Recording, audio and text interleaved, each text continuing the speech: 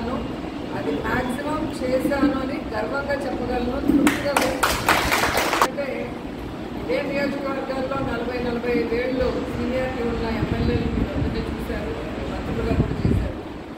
కానీ నాకు ఇచ్చిన 5 సంవత్సరాల కాలంలో 5 మండలాలు 2 మున్సిపాలిటీల్లో ప్రజలు ఏం కోరుకున్నారో మేజర్గా అవన్నీ కూడా పూర్తి చేసి ఓపెన్ చేయడం అనేది చాలా హ్యాపీగా అనిపించింది.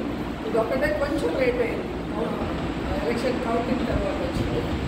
కానీ నేను ఏ రోజు కూడా కులాలని చూడలేదు, కులాలకి మతాలకి అతీతంగానే పనిచేశాను. బల్జలు వచ్చినప్పుడు నన్ను అడిగినప్పుడు బల్జ భవనం, అలాగే స్టాచ్యూ, అలాగే ఒక కళ్యాణ మండపం అడగడం జరిగింది. సో దాంట్లో 2 దాదాపుగా చేసి ఇచ్చాము. ఇంకొకటి ఖచ్చితంగా భగవంతుడు మళ్ళీ ఆశీర్వదిస్తాడు, అది కూడా చేసి ఇస్తాడు.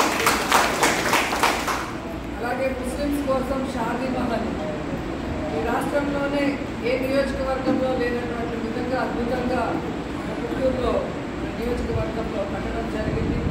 అలాగే పార్కులు కట్టించడం జరిగింది. అలాగే మీరు చూస్తే ఎలక్ట్రిక్ క్రిమినేషన్ది గౌరవంగా చనిపోయిన వాళ్ళకి అంత్యక్రియలు చేసేది నగరి పుత్తూరులో మనం చేయించడం జరిగింది. అలాగే చూస్తే రోడ్లు కానీ ట్రైన్స్ కానీ ఏది అడిగినా చేయడమే కాకుండా ముఖ్యంగా పాలిటెక్నిక్ కాలేజ్ పిల్లల కోసం ఒక చక్కటి పాలిటెక్నిక్ కాలేజ్ కట్టించి ఈరోజు పిల్లలు గౌరవంగా చదువుకోవడమే కాకుండా ప్లేస్మెంట్స్ కూడా కాలేజీకి వచ్చి వాళ్ళకి ఉద్యోగాలు ఇస్తూ ఉంటే నిజంగా నాకు చాలా హ్యాపీగా అనిపిస్తుందని కూడా ఈ సందర్భంగా తెలియజేస్తున్నాను. ఇదే ప్రాంతంలో మీరు చూస్తే ఇక్కడ బల్జ భవన్ పూర్తయింది.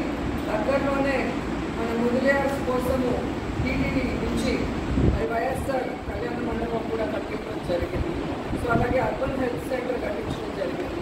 సో మున్సిపల్ ఆఫీస్ కట్టించాం. అట్లా ఒక ప్రాంతానికి అంటే ఒక మండలానికి లేదా ఒక మున్సిపాలిటీకి ప్రజలందరికీ ఏం అవసరం అది అన్ని కులాల వాళ్ళు వెళ్ళే ప్లేస్ కాబట్టి దాంట్లో మనం ఏం చేయగలం అనేది 5 సంవత్సరాల్లో 2 సంవత్సరాలు కోవిడ్లో పోయినా కూడా ఆ టైంలో కూడా సర్వీస్ చేశాము.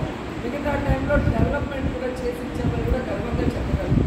అలాగే డిగ్రీ కాలేజ్లో మీరు చూస్తే మనకి అసలు ఒక డిజిటల్ రూమ్ లేదు మీటింగ్స్కి కానీ పిల్లలకి ఏదైనా జాబ్ మేళాన్ని నిర్వహించడానికి కానీ.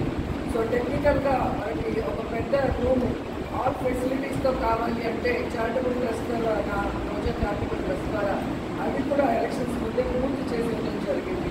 అలాగే పుత్తూరు కోర్టులో రోడ్డు లేక బతుకులుగా ఉంటే రోజా చారిటబుల్ ట్రస్ట్ ద్వారా టార్ రోడ్డు కూడా వేయించడం జరిగింది.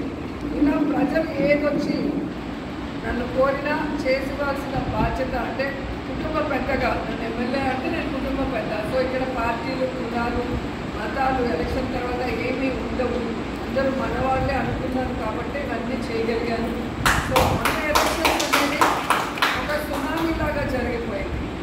సో ఇది ప్రజలు ఓడించిన ఓటమి కాదు, ఎందుకంటే మనం ఏ తప్పు చేయలేదు.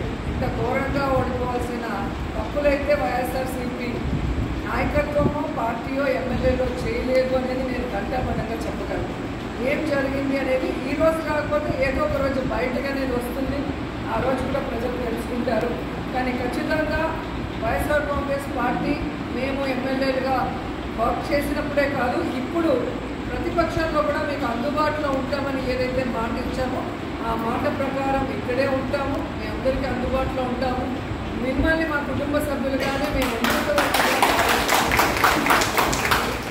సో ఈరోజు నన్ను గుర్తుపెట్టుకొని నేను భూమి పూజ చేసిన ఈ బిల్డింగ్లో ఒకసారి అడుగుపెట్టి దీపం వెలిగించమని చెప్పి కోరినందుకు సోదరులందరికీ కూడా కృతజ్ఞతలు తెలియజేసుకుంటున్నాను.